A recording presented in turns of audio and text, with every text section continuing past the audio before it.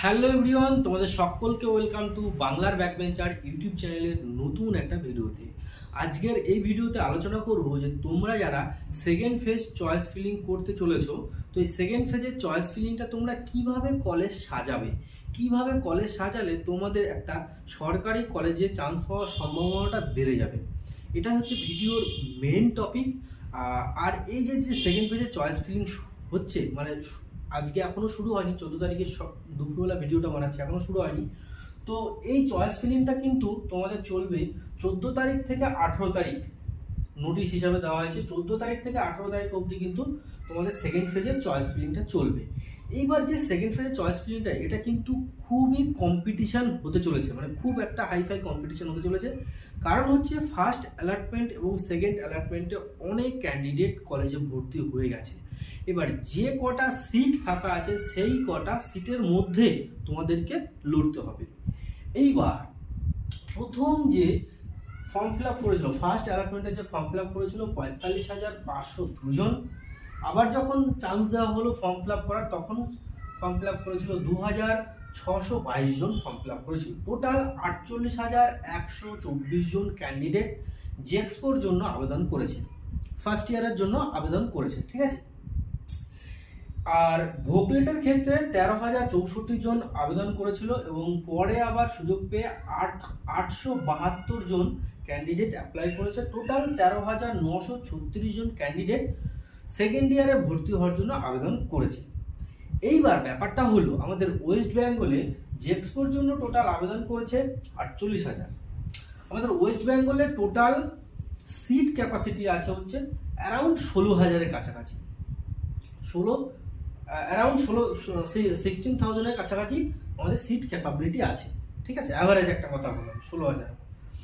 এইবার এত ছেলে মেয়ে ফর্ম ফিল আপ করেছে, তাহলে ভর্তি কি হবে না? ভর্তি অবশ্যই হবে, কিন্তু যারা ভুল করবে তারা বাতিল করে যাবে, যাদের র্যাঙ্ক বেশি আছে তারাও বাতিল করে যাবে। কি এই যে ভুল করার জন্য, অনেক ভালো র্যাঙ্ক করার জন্য কিন্তু তারা চান্স পায় না। এবার ভুলটা কোথায় করে, সেটা হচ্ছে এই চয়েস ফিলিংয়ে ভুলটা করে, চয়েস ফিলিংয়ে ভুলটা করে। এর জন্য আমি তোমাদের বারবার বলছি, choice filling is the most important thing, ঠিক আছে। চয়েস ফিলিংটা তোমরা কিভাবে করলে যে একটা মানে নিজের র্যাঙ্ক অনুযায়ী ভর্তি হতে পারবে। যদি তুমি ভালো র্যাঙ্ক করো তাহলে ভালো কলেজ, মোটামুটি র্যাঙ্ক করলে মোটামুটি কলেজ পাবে, সেটাই আজ এই ভিডিওতে প্রসেসটা তোমাদের বলবো। দেখো, আমি 100% লিখেছি, 90% লিখেছি, 80%, 70%, 60% কিছু লিখেছি। এইবার 100% বলতে তার আগে একটা কথা বলি, যে দেখো কলেজ অনেকে অনেক রকম ভাবে সিলেক্ট করে, মানে 100% পছন্দের কলেজগুলো অনেকে অনেকভাবে পছন্দ করে। পছন্দটা আছে, যেরকম কেউ ভাবে যে আমি বাড়ির কাছে কলেজে পড়বো, সেটা ভালো কলেজ হোক বা খারাপ কলেজ হোক, এরকম অনেক ক্যান্ডিডেট আছে, আমি বাড়ির বাইরে যাব না। স্পেশালি মেয়েরা অনেক আছে এরকম, তারা বাড়ির থেকে দূরে যেতে চায় না, অনেক গার্জিয়ান তাদের মেয়েদেরকে পাঠাতে চায় না, এটা স্বাভাবিক, ঠিক আছে। আর অনেকে আছে কলেজ সিলেক্ট করার কারণ হচ্ছে তারা ভালো কলেজ চায়, টপ 10 পলিটেকনিক চায়, মানে ওয়েস্ট বেঙ্গলে ভালো কলেজে পড়াশোনা করবে, তাদের বাড়ি থেকে দূরে যাওয়ার কোনো প্রবলেম নেই, এরকমভাবে কলেজ সিলেক্ট করে।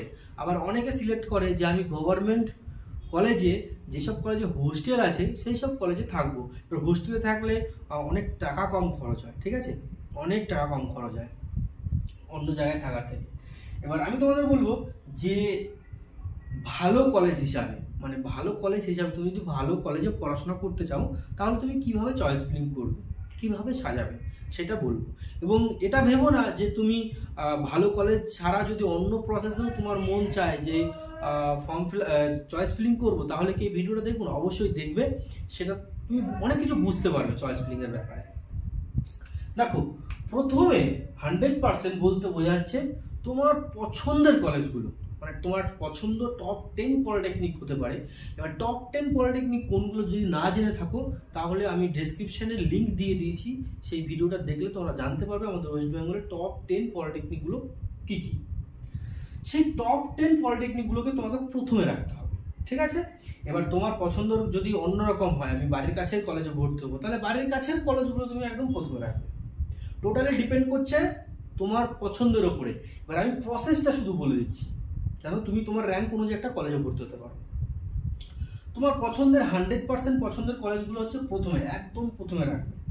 তারপর হচ্ছে 90% পছন্দের কলেজগুলো তারপরে রাখবে, 80% তারপরে 70%, তারপরে 50%, 60% তারপরে পরে সাজাবে, একদম নিচের দিকে কমা কলেজগুলো দেবে। এইবার তোমাদের যদি র্যাঙ্ক 10,000 হয়, ঠিক আছে, তুমি কিন্তু এটা ভেবো না যে 10,000 থেকে 12,000 র্যাঙ্ক অবধি যেসব কলেজ গেছে কাটা 2021 হিসাবে সেই সব কলেজগুলোই দেবো, তার বেশি দেবো না, কারণ আমি তো পেয়ে যাবো, এরকম ভাবনা চিন্তা কিন্তু মাথা থেকে হাঁটিয়ে দাও। কারণ এখন কম্পিটিশনটা অনেক বেশি। তাহলে তোমার র্যাঙ্ক যদি হয় 10,000, তাহলে তুমি কিন্তু 20-25,000 র্যাঙ্ক করা কলেজগুলো কিন্তু লাস্টের দিকে সাজাবে। বেশি বেশি যত কলেজ দেবে তোমার চান্স পাওয়ার সম্ভাবনাটা কিন্তু বেশি থাকবে, ঠিক আছে। মানুষ, অনেক ক্যান্ডিডেট আছে যারা কম র্যাঙ্ক করেছে কিন্তু চান্স পায়নি, কারণ তারা কম কলেজ দিয়েছে, সামান্য কিছু কলেজ দিয়ে ছেড়ে দিয়েছে, ভেবেছে পেয়ে যাবো, কিন্তু পায়নি। তাদের র্যাঙ্ক দেখো 8,000, 10,000 মতো র্যাঙ্ক, তারা কিন্তু ইজিলি একটা কলেজ পেয়ে যেতে পারত। এইবার তুমি যদি এরকমভাবে সাজাও কলেজ, হ্যাঁ, যদি তোমার 10,000 র্যাঙ্ক হয়, তাহলে চয়েস ফিলিং এর একটা নিয়ম কি, যে ওপর থেকে নিচের দিকে আসে। তাহলে তোমার 10,000 র্যাঙ্ক হিসেবে বোর্ড দেখবে যে এই ছেলেটা যে কলেজগুলো সাজিয়েছে, প্রথম 1 নম্বর কলেজটাতে সে 10,000-এ চান্স পাচ্ছে কিনা, হচ্ছে না, তাহলে সেকেন্ড নম্বরে চলে আসবে। 10,000-এ চান্স পাচ্ছে কিনা, হচ্ছে না, 3rd নম্বর, 4th নম্বর, যদি যেখানে হবে সেখানে তোমাকে দিয়ে দেওয়া হবে। এইবার তুমি যদি বলো যে তুমি 10,000 র্যাঙ্ক করেছো, বাট সেকেন্ড চয়েসে এমন একটা কলেজ রেখেছো যে কলেজটা 20,000 র্যাঙ্ক হলেও ভর্তি হওয়া যায়, 20,000 র্যাঙ্ক হলেও ভর্তি হওয়া যায়, সেই কলেজটা তুমি রেখে দিয়েছো।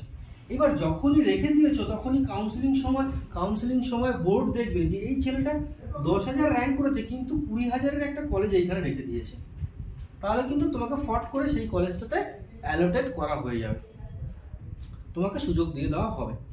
এটা তোমাদের কিন্তু মাথায় রাখতে হবে, এইভাবে চয়েস ফিলিং করতে হবে। আর ভুল করেও যদি তুমি প্রাইভেট কলেজ দিয়ে দাও এইসব জায়গায়, তাহলে কিন্তু তোমার প্রাইভেট কলেজে সেট করা হয়ে যাবে, বুঝতে পারলে তো? প্রাইভেট কলেজে কিন্তু সেট করা হয়ে যাবে, তখন কিন্তু পস্তালে হবে না যে আমি তো প্রাইভেট কলেজে ভর্তি হব না, আমি কেন চান্স পেয়ে গেলাম। টোটালি ডিপেন্ড করছে তোমার চয়েস ফিলিংয়ে, ঠিক আছে। আর এই চয়েস ফিলিংটা যদি প্রাইভেট কলেজে ভর্তি হতে যাও তাহলে তুমি রাখতে পারো চয়েস ফিলিংয়ের সময়। আশা করি তোমরা বুঝতে পেরেছো, আমি আমার 100% দিয়ে তোমাদের বোঝানোর চেষ্টা করেছি। আর গভর্নমেন্ট, আরেকটা কথা, যে গভর্নমেন্ট স্পন্সর কলেজ আছে যেটা, সেই গভর্নমেন্ট স্পন্সর কলেজগুলোও কিন্তু তোমরা চয়েস ফিলিংয়ে রাখতে পারো। ভয় পেও না যে গভর্নমেন্ট স্পন্সর কলেজে অনেক টাকা খরচ হয়, মোটেও টাকা বেশি খরচ হয় না, একদম প্রায় সেম গভর্নমেন্ট কলেজের সঙ্গেই খরচ হয়, কিছু টাকা বেশি লাগে, সামান্য কিছু টাকা বেশি লাগে, ওটা তোমরা অনায়াসে কিন্তু পেমেন্ট করতে পারবে, অতটা হিউজ অ্যামাউন্ট না যে পেমেন্ট করতে সমস্যা হবে, ঠিক আছে। আর যদি এখনো কোনো ডাউট থাকে, পার্সোনালি আমার সঙ্গে তোমরা কন্ট্যাক্ট করতে চাও, আমার সঙ্গে সাজেশন নিতে চাও, তাহলে মেম্বারশিপ নিয়ে তোমরা আমাকে মেসেঞ্জারে নক করতে পারো, আমি তোমাদের ওইখানে ফোন নাম্বার দিয়ে ডাইরেক্ট তোমার সঙ্গে কথা বলে তোমার সমস্যার সমাধান করে দেবো। তো ভিডিওটা এখানেই শেষ করছি। ভালো থেকো, সুস্থ থেকো এবং নিজের ফ্যামিলিকে নিয়ে হ্যাপি থেকো। Thank you.